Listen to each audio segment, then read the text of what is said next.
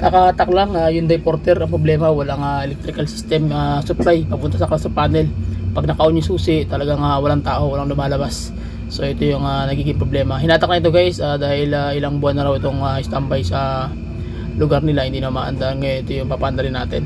So ang gagawin natin dito is uunahin ko muna yung electrical ng supply para magkaroon ng kuryente yung cluster panel at makapasok yung ating engine scan. Okay, so chinik na namin dito guys yung buong system. Dito talaga makapasok yung scanner natin. So kailangan mo din mag-diagnose sa electrical. So chinik na namin yung ECM tsaka yung wiring nito. Talagang may either may putol o may lost contact na nangyayari dito. So kailangan malaman yung fuse box para makita talaga kung anong kulang.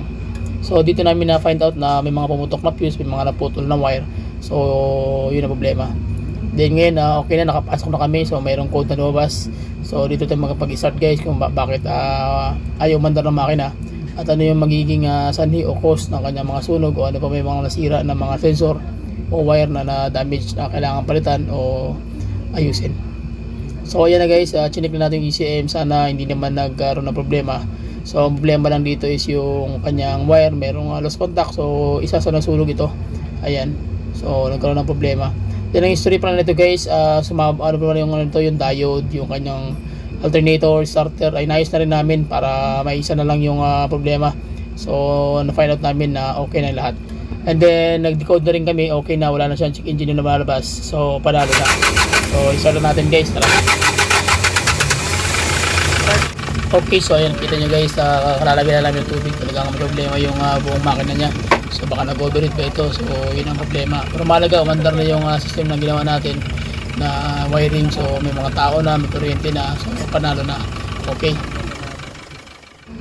palang araw guys, another client naman tayo na Hyundai Porter. Ang problema, walang kuryente yung electrical system at hindi makapasok ang engine scanning at saka natambay lang ng matagal ito. So try natin yung ma-recover. So samahan nyo ako sa basic pointers tutorial. So tara, let's go. Okay, so sa ganito nga sitwasyon guys, ito ang pinakaunang mabigat na trabaho kasi nga walang positive na supply papunta sa kanyang DLC. So hindi natin makikita kung ano yung problema sa kanyang electrical system sa magitan ng engine scanner kasi nga hindi tayo makapasok. So walang tao.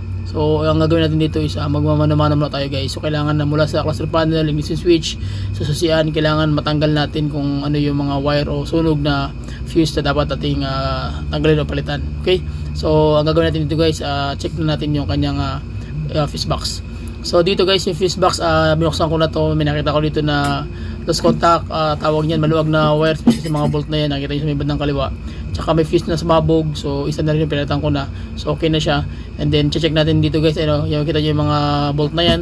So may maluwag dyan, dalawang bolt.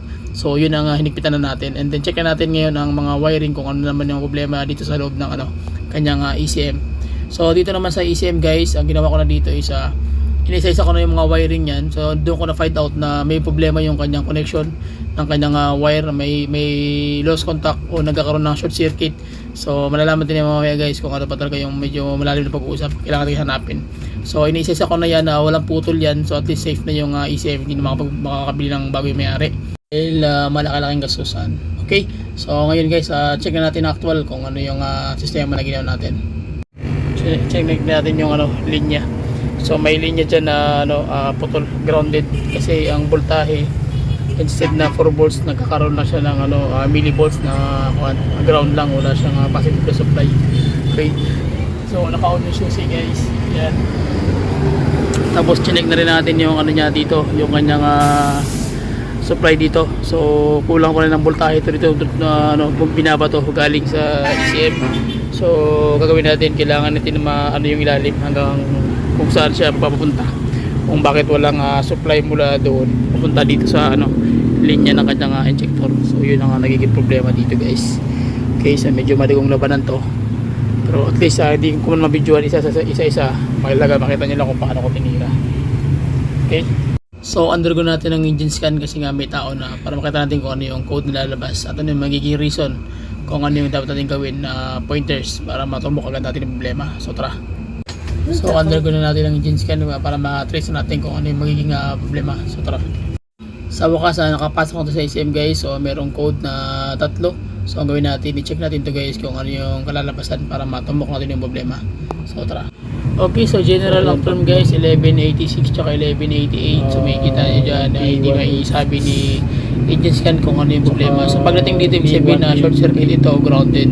So either wire or ano na problema dito yung sinasaad ng ano. Mga general term yan guys. So ikaw na maghanap mismo ng ano, tawag yan ng solusyon sa problema na to. So masakit talaga sa ulo pag hindi mo kabisado yung electrical wiring.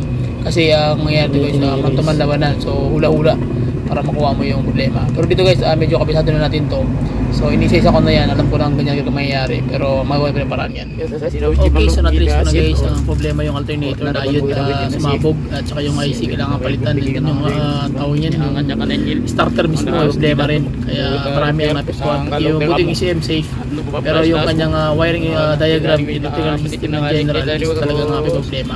So na-find out natin guys na may mga putol yan, especially sa common drain, kaya nag-wild as nagkaroon ng engine din nga may wire na so ngayon guys, inayos ko na lahat, so okay na. So yung fuse, nagpalit na ako dito ng 3 fuse, bago na yan. And then yung kanyang pinaka 4 na bolt ito guys sa kanyang fuse box, yan hinigpitan ko na yan, yung 6 na yan kasi maluwag yung 4 na yan.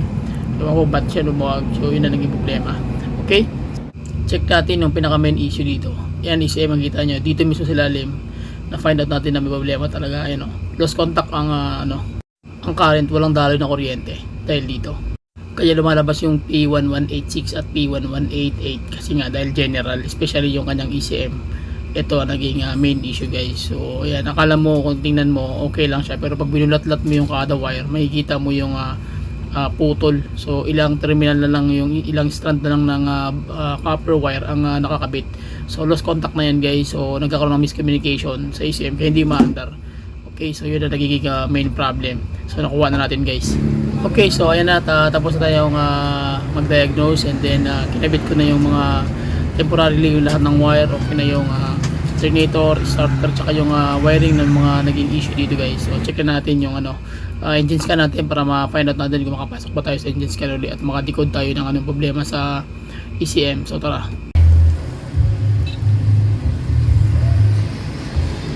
Ayan, so na-check na natin, tapos inayos ko na rin doon, okay na. Okay, so position, meron siyang DTC 3. Okay,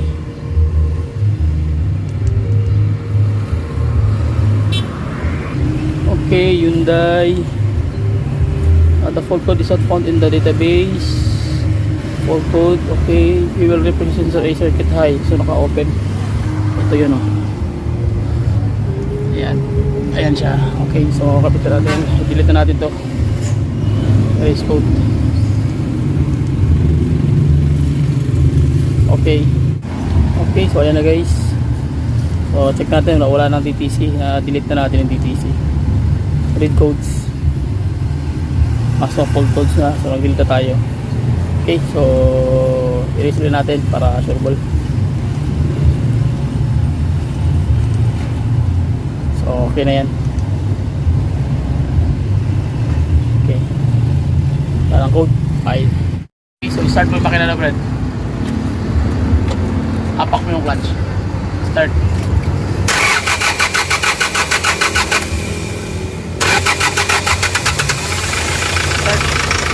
Okay, finally, umandar na yung makina guys. So may problema na pala talaga ito is yung kanyang makina nagadago ng overheat at marami ng nangyari. So nagkaroon ng rat attack.